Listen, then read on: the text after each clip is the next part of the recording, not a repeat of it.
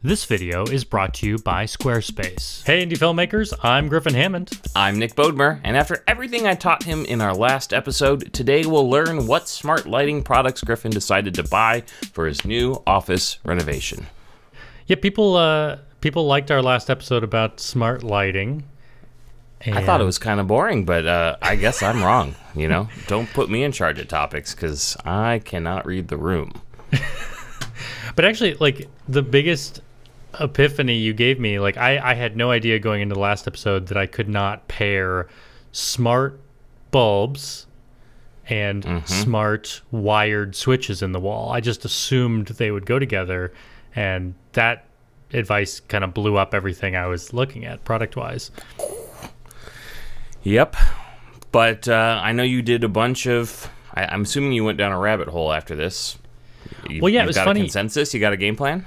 It's funny because we got a lot of great advice in the comments, but I also pretty much made up my mind before we ever even published the podcast. Like, we recorded it, you taught me some important lessons.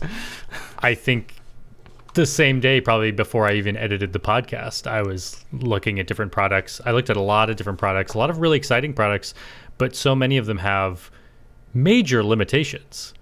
Yeah, like, they sure do. There is one switch out there. There appears to be one switch. It's called the Inovelli Z-Wave dimmer switch that is a wired switch. You can have an electrician install it in the place of a switch, but it's smart and it will keep power going to a smart light. Like, so it's intended to work with a smart light. Okay. But it looks great. It looks like a normal dimmer switch.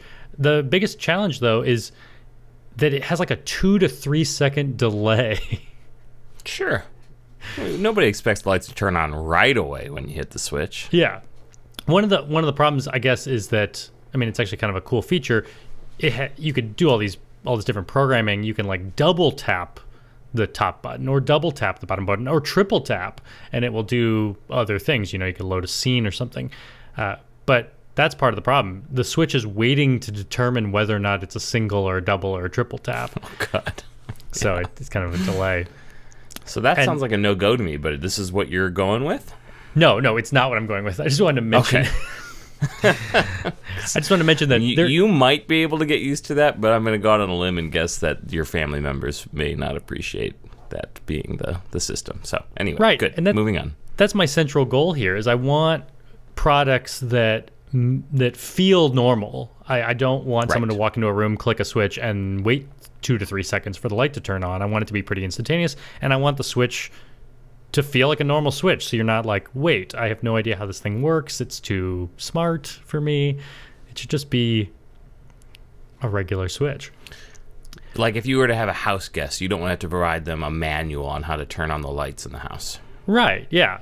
And you know, one of the comments we got, a lot of people, I think it resonated with a lot of people. There was a line that I said in the last episode where I said, I don't want to walk into my room 9 times a day and have to use, you know, voice control to turn lights on and off.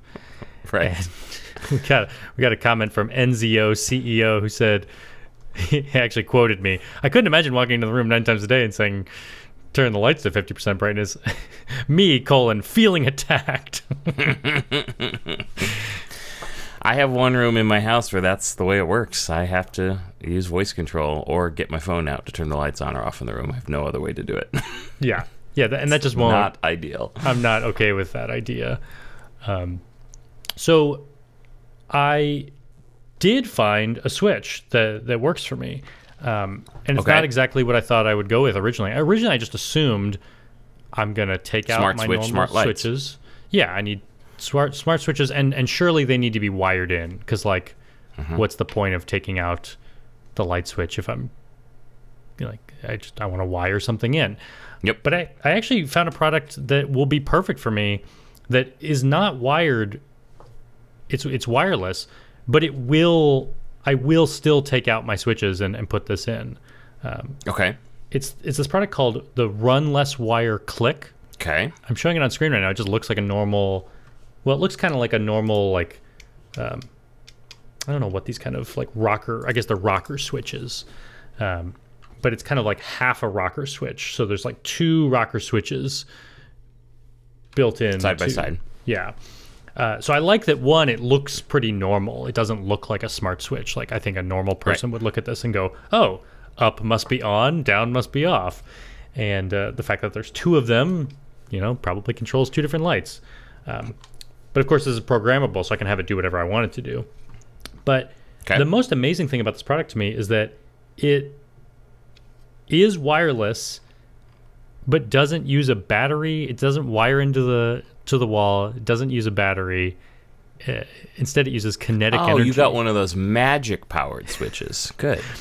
Yeah. Good. Well, no, it's powered literally by the clicks that you make. That doesn't make sense to me, but that's cool. So it's mechanically generating enough electricity to send out a short wireless signal. Right. Yeah, I guess it must have some capacitor. I don't really remember. I don't know how this technology works, but it must have something where it can hold on to enough energy in the capacitor that it then can send a signal. Yeah. So does that mean, so you're pulling a switch out and putting this in its place, so you're going to have to basically have an electrician just like basically wire that switch up so that it's just always on? Yes. And actually, that's what I've already done. I had an electrician come in earlier this week to help me prep the room downstairs for the rest of my demolition that's happening. I did start taking out some more drywall, so now we can see some studs. Although today I'm not in that room. I'm in my my bedroom, which is where my temporary office is right now. Okay. But yeah, I had them disable all the outlets. They disabled a bunch of things in the room so that I could pull the drywall off. But then I also had them go to every single light switch, and they've just taken the light switches out and they've wired them closed. The circuits are closed, so they're always sending power to the lights now. I need to have that done in a couple switches in my theater room. What was the process? Do they just use wire nuts and connect them together, or is there a more It looks like that's what they process? did. Yeah. I mean, I'm pretty skittish around electricity. Can I do that myself? Yeah. I mean, I've installed the smart switches myself, so you would think, but yeah, I would think you would just turn off your circuit breaker, use if you don't already have one, do you have like one of those little sensors? Tester? Yeah. Not even a voltage tester, but like one of those. They make ones that just you just hold it up there and it lights up and lets you know if the wire has power or not. Yeah, and if just you're confident that you've shut power off and there's no electricity going through, then I would imagine you could just use a wire cap. So right now, my theater is a former dining room, and so the projector's mounted on the ceiling, and the former owners had put an outlet in there, so the projector plugs right into the ceiling. Nice. But the wall switches still turn that outlet on and off. Oh. Meaning the switches don't turn lights on or off. They just kill power to my projector. Yeah. Which, you don't want to do because that kills the fan while it's, trying to cool down or whatever. So were the previous owners, were they also using a projector up there? Is that what that outlet's for? Yes. Yeah. Yep. They just also never disabled the There's like, don't touch the switch. You know? That's the common problem with a lot of smart technology, is it requires things like no one ever turned this switch off, or like taping the switch on, or things like that. Yeah, I think so a lot of the way people you're handling it is much better. Yeah, a lot of people tape switches. You know what I found though? If you're not willing to completely close off a switch or have an electrician do it, they do make little. Actually, these products are primarily made for Orthodox Jews who are not allowed to operate switches on the Sabbath. They make little like plastic covers that screw right onto. Some of them are magnetic. Some of them screw onto the screws that hold the wall plate onto the wall. I have one of these little plastic covers on a light, like our outdoor lights. We have a switch inside the house that turns on the outdoor lights, but we now have those attached to a timer, so it just makes sense to keep them on all the time. So I just covered up that switch with one of these plastic covers. They're cheap on Amazon. I'll put them in the show notes. So I got these RunLessWire Click switches. They are $60 a piece, so they are pricier than, there are smart switches out there that are like $20. Right. But so far I'm happy because these do exactly what I want them to do. And I've decided to go with Phillips Hue bulbs. Okay. And so I ordered a bunch of these bulbs, and I'm not going to use them in this room in the future, but right now, just because I'm in here, this is the best place for me to test them out. So I have 3 can lights above me, and I've put 3 Hue bulbs in. And actually today I've brought a lamp here next to me that also has a Hue bulb. And I've connected them to this RunLessWire switch just to start practicing with it and see if it's going to do everything I need it to do. And so far so good. Like, I have the top left switch turns on the lights, bottom left turns off, as you'd expect it to. But then I can also set any of these to be scenes. So like I think I set the top right now to be 4,900 Kelvin, and I turned the bottom right is like a little bit cooler color temperature. And then each one, you can hold them up or down and it will dim the lights. Yeah. Oh, nice. So let me ask this. So are you having new fixtures installed in the ceiling in your new space? Yes. So I had the electrician take out all the fixtures. What I decided is going to work well is smart bulbs, smart wireless switches that are not actually wired to anything, but they will sit in the... I will install them in that hole, so they will look normal. You don't have to, though. They also come with... I mean, here's sticky tape or something? Yeah, they come with sticky tape. Here's what the inside of the switch looks like, just like a normal switch. But then it comes with a wall plate, but it also comes with some adhesive. So you could also just put these anywhere in your house. But then you can hear me picking it up. I just picked up... I've bought several of these just normal lighting fixtures from Home Depot, like dumb lighting fixtures. Regular old lighting fixtures, but like I was looking for for something in ceiling, since I can't see you. Yeah, they're not. They don't go in the ceiling. They're kind of like flush mount. It's a big round white circle. I was trying to find something relatively big, so it'd be relatively diffuse light, and then it has this kind of modern looking black ring around it. So I was just looking for something kind of large, and I wanted as many bulbs inside as I could, because one of my, if you remember from last week, one of my objectives for this was that I want it to be pretty bright when I need it to be. So I decided if I get 2 or 3 or maybe even 4 of these fixtures on the ceiling, I do have 4 fixtures I need to fill, and each one of them has 3 bulbs inside. These Hue bulbs are no brighter than a normal bulb. They're like 800 lumens. They're essentially a 60-watt equivalent. If I throw 3 of them in each of these fixtures, and like the main living room space that we're working on pretty much has 2 of these fixtures above it. So if I have 6 bulbs over, you know, a living room, it's still not super bright, but it'll be brighter than like what's happening in this room. It'll be bright enough for your accent lighting or things like that, right? You'll still probably need, of course, your key lights and such, but you should be able to set the tone of the room however you like. Yeah. And so I'm imagining when I have all 6 of those bulbs on, for example, that'll be too bright for normal living. So I'll set the switch to, when you turn it on, it doesn't just go to on full brightness, it goes to 50% brightness, and it's set to 3,500 Kelvin or something. Right. And one of the things I really needed the switch to do that I'm glad it works out is I needed it to, you know, if I'm in like crazy filmmaking mode and it's super bright and it's 5,000 Kelvin or something, I wanted to be able to click off and the lights turn off. And then when I turn them on, I don't want them to go back to that weird mode. I want them to go to a normal lighting mode. Right. And sure enough, I can do that. I don't have to program it to be on or last on. I can program it to whatever I want scene wise. So I just made sure on is set to. So on always is, so to go into filmmaking mode, you'll use an app or a voice control or something. Yeah, I figure for the most part, this switch, because it has 2 sides, I'll probably just have it control the 2 sides of the room, even though I'll probably have 3 or 4 of these. They probably will mostly be programmed exactly the same way. So wherever you are in the room, you can turn on both sets of lights, which means I am not going to be left with a slot for my special scenes. So I'll probably do that through Google. Or through I'm trying to remember, Phillips Hue, those use a hub box, right? We were kind of talking about that. They're not Wi-Fi bulbs, right? They have their own little bridge that you had to plug into your network. Well, I think they They either are Wi-Fi or I know they're Bluetooth. They definitely can work without the hub, but okay. It was clear that I'm going to need the hub for, if you want more than 10 bulbs, you need a hub. I think the app is actually different. Okay. They have like a Bluetooth app and they have a... My guess is the hub is going to make it work a lot better and faster. Yeah. Even the app seemed cleaner. I think there's more features in the app. Like, I don't think you could do all the routines you can do in the Bluetooth app that you can do in the regular app.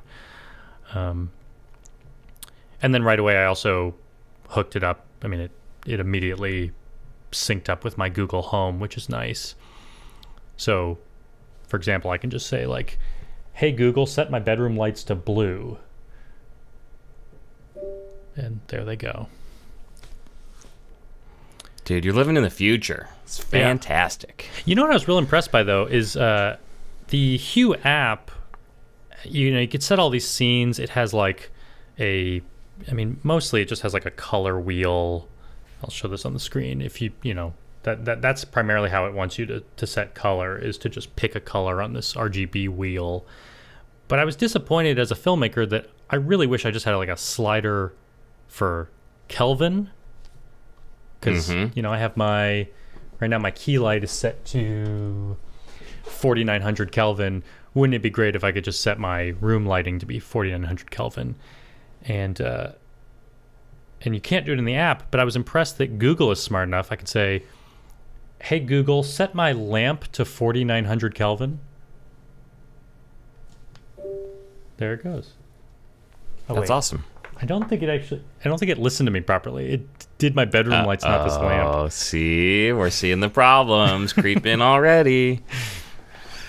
God, the smart technology is like 90% there, but the 10% just makes you kind of want to kill somebody sometimes. Yeah. Well, I'm immediately noticing that, and I don't know exactly how to resolve this, but Google, I think it's probably just the way I name them, but Google and Hue each have their own way of talking about these lights. And so like Google understands that some of these lights are in particular rooms. So I can I can ask Google to mess with my bedroom lights. It knows they're in the bedroom. Hue, though, considers this room, quote, temp office. And then you get into trouble when you name the light bedroom light, but it's in the room bedroom according to Google and things. Yeah, you have to be kind of smart about how you name these things. I have also had that problem. I just realized this lamp is called lamp in Hue, but I think Google thinks it's in the living room. So let me try this again. "Hey Google, set my living room light to 4900 Kelvin." Sorry, I can't find any lights that can change color. You can add them in assistant settings. It doesn't even know what room it's in, so that's my problem. I just need to set it up properly. I have found, now I use an Alexa and I'm using all different stuff, so you'll probably have your own rules. But in general, I need every device to have a name that is unique and doesn't contain any quote-unquote room names, right? Yeah. And that works best because then there's no overlap or confusion as to, is Google think I'm talking about a room I've defined in Google with an item in it, or am I talking about the name of a device that it sees? So good luck. Well, and this is a good illustration of why I need switches to do most of the work, because in this case, I'm having trouble getting the lamp to do what I want via voice, but I've already programmed it to one of my click switches. So if I hit this, I have a blue setting. If I click this button, I've made a purple scene. If I click this one, so what I need is I need one of these click switches, but for my LIFX bulbs that I have in my theater room. That would be the perfect solution, but I'm not sure it exists. Maybe I just need to go get some Phillips bulbs and this setup, because it looks pretty perfect for what I'm trying to do in there. Remind me what the LIFX bulbs, what protocol they use? They're Wi-Fi. So, and they're not like Zigbee. No. Yeah. Because one of the reasons I went with Hue and these, I think I was mostly in love with these switches. I was like, these switches are exactly what I need. And they are a Friends of Hue product. So I think they pretty much only work with Hue, or at least they would only work with bulbs that use Zigbee, I think. Yeah. Thinking of the Google Home, this was another good test. I'm glad that I'm doing this, kind of testing all this stuff out right now in this room before I go and install a bunch of stuff permanently in the room downstairs. Yesterday, my Wi-Fi went down it wasn't my internet. It was like my Wi-Fi network got confused. My mesh network, I have an Eero network. It seemed like one of the devices tried to update and it like screwed up. I don't know. They weren't communicating with each other. So my whole internet went down. And so as a test, I asked Google to do something with my lighting. And of course it said like, I don't know how to do that right now. Yeah. Because like, does Google talk to the internet every time it interprets a command? Yes. Yeah. So without internet, it can't. But in theory, your new click switches should work with the network down, I would hope. Yeah, you're right. They did work flawlessly. Yeah, that's a great feature, right? You don't need cloud control to turn your lights on and off with the switch. Right, because my understanding is the switch is using its Zigbee protocol to talk to the hub.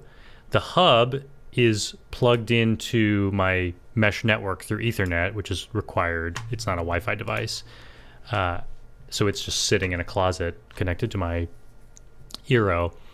But I guess it doesn't need to be getting any internet or signal through the Eero. It can just receive that wireless signal and then send out a wireless signal of its own to the lights through Zigbee, and then they all turn on. Is that how it works?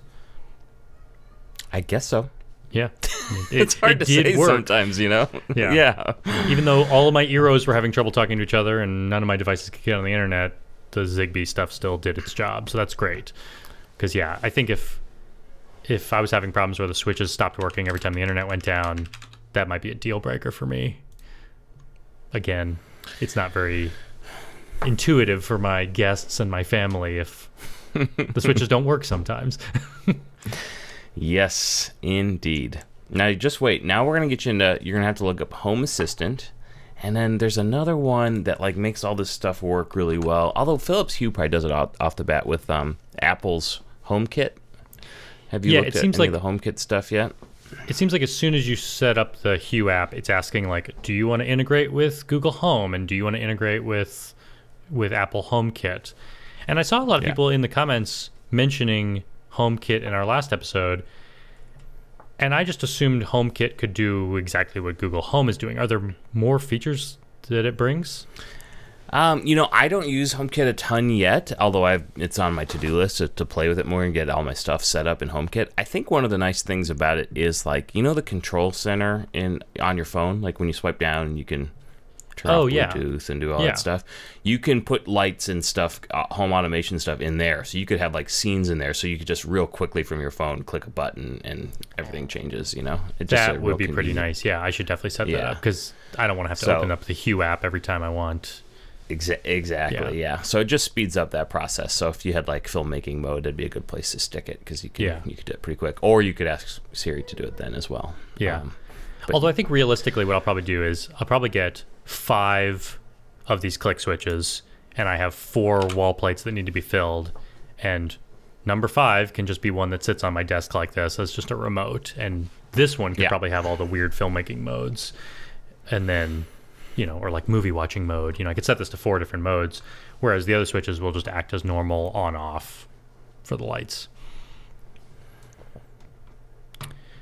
And then I can use Google I can't believe how quick this came together for you. I really thought you were going to be planning this for quite a while and trying things and failing. Now, here's what I found is you're going to put all this together and you're not going to have thought of something, not because of your failures, but just because this stuff has such weird interoperability sometimes, and you're going to have to you're going to have other problems you're going to have to solve and overcome. I can't wait to share them with you. You've come a long way in one episode. I'm kind of impressed. Yeah.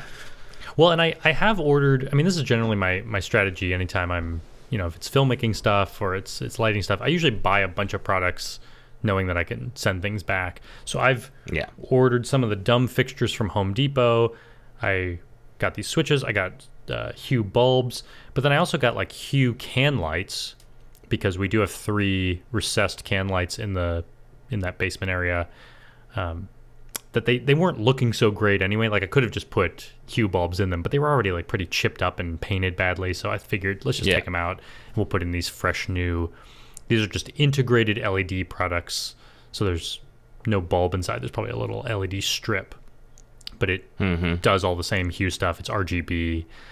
So I'll probably put those in. So that'll give me another 800 lumens times 3. So you have the 3 in ceiling lights that will become these Philip can lights, and then you're adding three or four additional like on ceiling fixtures, not recessed, but that kind of sit recessed, on the ceiling. Flush mount, yeah.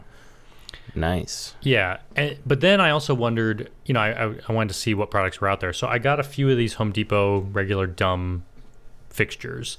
But then Hue also makes a product called the Cher light, like CHER, and it's just a big old disc, which is kind of what I want. It's 3,000 lumens, and it's not RGB. It's just bicolor. But I figure like the area over my desk, which has 2 fixtures, maybe doesn't need to have RGB control because, you know, I'm never going to want like blue light raining down on me probably. So I ordered that as well just to see what it looks like. The problem is it's a $220 light and it looks okay. I think I probably prefer the look of these other fixtures that are cheaper. And it's also a product that people complain that it arrives broken. Mine, the disc was fine. It has like a big, it's like metal except for the big plastic diffusion disc. And the diffusion disc was in great shape, but inside there's like one plastic clip that's broken. And so it can't hold up the diffusion disc properly. Oh. And so I contacted Phillips and was like, hey, what do I do about this? And they were just like, well, we don't have more clips, so I guess you should just return it. And it just seems so wasteful. It's like, man, if you could just send me one clip, I could screw it in and I don't need to send this thing back. But I just have a feeling like every one I order is probably going to have a broken clip or something. So I don't know. I may give up on that one. That's too bad. Yeah. But I think these regular dumb So what's fixtures. your ETA on when this project is going to be complete? When will you be recording from your new fully automated space? Well, I probably got ahead of myself ordering all this lighting stuff because now I'm done with the lighting decisions and we still have 40 steps that need to happen. Like we're going to put in, we need to install a door. Yeah, but you kind of needed to, like, you never know if you were going to need like a switch in a new place or some weird electrical thing done or something, which you would probably want to know before you start putting up new drywall. Well, and it was helpful because I had the electrician here before I complete the demo. And they could have just prepared it for the demo, but knowing that I don't need any of these switches there, they were able to take those out. So like, yeah, they were able to do a little bit more because I knew what the end goal is going to be. You know, there's one more thing I learned while I've been testing stuff out. When I was having this problem with my Eero network yesterday, and I was installing an update, it said, hey, now that you've installed this update, did you know that your Eero network is a Zigbee hub? Oh, because you have the new Eeros, right? The 6 Pros or whatever? Yeah. And so I guess they have a Zigbee protocol. My Eero doesn't have Zigbee. It has something called Thread, I believe, which is another standard for this kind of thing. But maybe it didn't take off, or maybe it just hasn't taken off yet. I don't know. Yeah. But Zigbee is certainly far more useful. That's great. Well, I thought, yeah, maybe I don't need this $60 Phillips hub that I bought. But once I started Googling and I realized it kind of sounds like the Eeros only act as a hub. I mean, they act as a Zigbee hub, but you have to control it through Alexa because Eero's owned by Amazon. That sounds odd. If it's Zigbee, it should be Zigbee, but right. Yeah, I don't know anything about it, so. But I mean, even though it's Zigbee, it still needs a protocol for you to talk to the Eero to, I don't know. I just thought all Zigbee, like if you put in a Zigbee switch and then you put in another Zigbee switch, they act like a mesh network and help relay commands and stuff. I thought it was just built into the protocol, so I just assumed it acted like that, but maybe not. I don't know anything about it. So well, and I suppose they could change it over time. They could add, they could change the firmware, but it seemed like most people seem to think if you get rid of the Philips hub, the Hue hub, you lose the Philips Hue app. Yeah. That makes sense. I was just thinking about it from the perspective of extending the mesh. Like I have a Zigbee dimmer switch in my kitchen, and my SmartThing Zigbee hub is up in my office, and occasionally they don't talk. I think that it's just stretching the communication a bit. So if my Eeros were helping broadcast the Zigbee signal, that would just be more resilient. Right.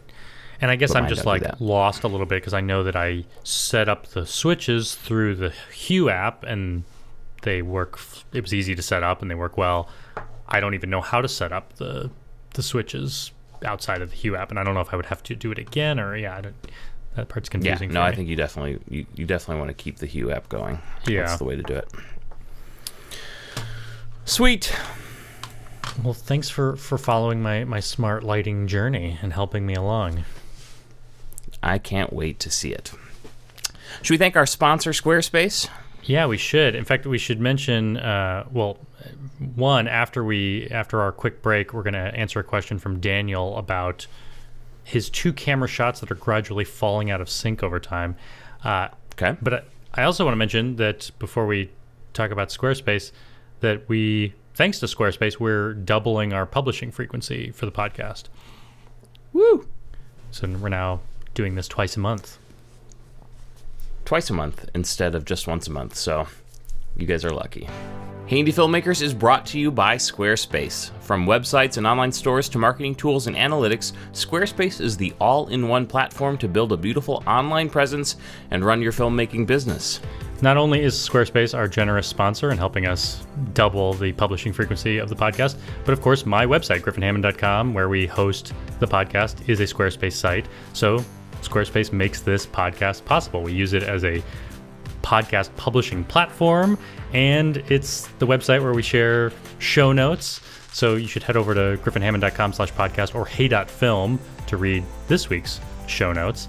It's just an example of how Squarespace is an all-in-one platform for everything we needed to do for this podcast.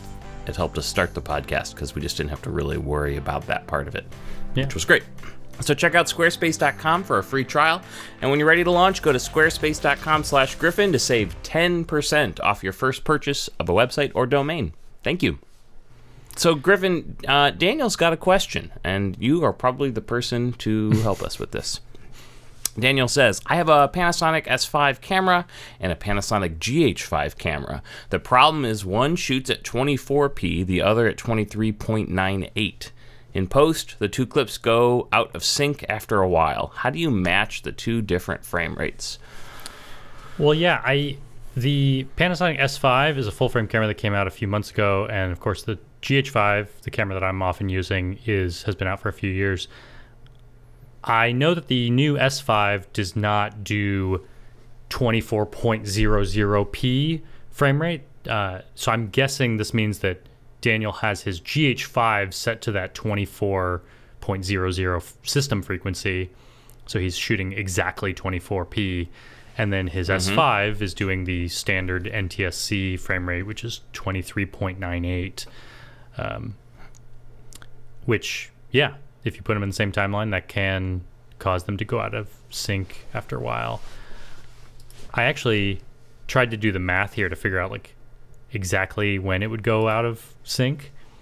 Let's see. Like how long until a single frame would be off? Right. So let's see. It's 0.02 of a second difference, right? And Or 0.03 of a second.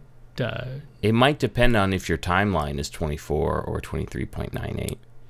Yeah, I realize depending on what the sequence settings or the timeline settings are, and how your software determines how to sync up these 2 clips. In some cases, maybe you wouldn't have any drift if the software decides to interpret it as the same thing. But assuming they go out of sync at that rate that those 2 time codes are different, it sounds like you would lose a frame of sync every 42 seconds. That's more often than I would have expected. Right. But Does that math check out? a one frame difference would not be noticeable to most people. I think you'd have to get up to at least like 4 or 5 frames before people would start to see like the lip lag. Yeah. So I think you'd be 3 or 4 minutes into a video before you'd start to notice the sync getting off. But if you are doing a podcast like us, an hour in, you'll be several way off seconds off. Yeah, so it'll be really off. And I think doing the math, all you'd have to do is set one of them to 100.1% speed. Okay. or set one of them to 99.9% speed, and that should do it. That should get them back in sync. But I always find really it's just isn't the easier. solution to make sure you shoot them the same way. Can either of these cameras change their sync speed to match the other? Yeah, so in this case, because the S5 can't do 24.00, I would just recommend setting the GH5 to the NTSC system frequency. The 59.94 system frequency will make it record 24 as 23.98, and it will match. So I'm not familiar with this system frequency. This is a separate setting than where you pick, am I shooting at 24 or 30 or 60 frames per second? Okay. Yeah, this so was it's something probably buried somewhere. This was something that was a brand new setting when they came out with the GH5. They knew that some filmmakers would want to shoot the NTSC standard or the PAL standard for frame rates, but then they figured some filmmakers are going to want to shoot the actually cinematic 24.00. But I guess it just has to change the frequency that the entire camera is running off of. So it's not as simple as switching frame rates. You actually have to power down the camera and reset the system frequency. Okay. Yeah. Do we have a guide or something we can link to for how to do that? You know what? I'll put the link to my how to set up your GH5 camera, and I'll time code link it right to that moment where I explain the system frequencies. I mean, the service you provide is really fantastic. We all thank you. Of course, but you I feel have a video about it. I feel like I've just gone through all the complicated stuff and all the math that's not necessarily important, because the easiest thing to do, I think, and this is what I've done before, there have been times when we've done the podcast where you've shot it on an iPhone and it comes in at 30p exactly, whereas my camera's shooting 29.97, so we have the same lag problem over an hour. And what I find is just find a moment in the beginning where everything's synced up, mark it. Find a moment at the end where it should be synced up and mark them. You can do markers in. and then retime one to just do a retime stretch. Yeah, I mean, you could either by trial and error try different percentages. But I think what's easiest is Final Cut and Premiere both have a rate stretch tool where you can just just pull the clip until it's going to stretch, and you just pull it until the two markers line up. And I think if you do that, you'll find that you've ended up with a 100.1 or a 99.9 rate change. But you could just do it visually through markers. Interesting. So I didn't even really think about this. So I'm shooting what my camera says is 30p right now. Are you telling me I'm really shooting 29.9 something? Probably, yeah. Yeah, if it's our kinds of cameras generally are shooting 29.97 because that's the standard. That's the NTSC standard. That's what normal video is. It all seems pretty dumb to me, but what do I know? Yeah. But I should point out, if you're really a stickler for your frames, if you have an A cam that you're going to be on 90% of the time, I would probably make sure your timeline matches its settings and then rate stretch the other clip. If you're going to rate stretch something, you're going to lose some frames, you're going to gain some or duplicate some frames, and maybe you don't want that. So that's always the best advice, is make sure your timeline matches most of the video that you're editing. You don't want to be doing all this weird, I hate it when people edit, they shot 24 frame stuff, but they're editing it in a 30 frame timeline, because then there's just duplicating frames all over the place. Yep. 3-2 pull down. Right. Hate that. Sweet. Well, Daniel, I hope that helps. Yeah. And I'm sure it will. Like we mentioned a few minutes ago, we will be back in just 2 weeks for our next episode. It won't be a whole month you have to wait for the next one. You know what we could talk about in 2 weeks, potentially? What's that? Can I give a little teaser? You should. I bought an M1 Mac. Ooh. A MacBook Air? I bought a MacBook Air, yeah. Couldn't resist the new hotness any longer, so I kind of am just getting it set up now. I'm using it right now, but maybe I'll have some impressions for you then. Yeah. If there's any filmmaking things you want me to test out in particular, leave a comment. I will take a look and see if I can't check some things out before our next episode. Oh yeah, comment on YouTube, or if you're listening, you can email Nick directly at nick@hey.film with your questions or what you want him to test out. Because I have a feeling we've teased this a little bit in past episodes about these new M1 Macs. We've talked about there may be things that your new MacBook Air can do that my 2-year-old iMac Pro can't do. Yeah, we'll find out, won't we? You know what we should do? You should send me, maybe send me when this episode is complete, send me the whole Final Cut project, and we should do like an export test. Just yours versus mine, my $1,000 laptop versus your ginormous iMac Pro. That's a great idea. We funny. should do 2 tests. We should export right out of Final Cut, and then I should also export like a full ProRes version of the episode, and then we should each throw it into like Adobe Media Encoder and see. Okay. It'll be like 2 different transcoding tests. I don't have Adobe Media Encoder. Like, I don't have a license for it. Yeah. So maybe we'll have to use compressor. I don't know. Maybe you may be able to log into my Adobe license. You can do like 3 computers at a time or something, I think. Adobe, if you're listening, I don't agree to that.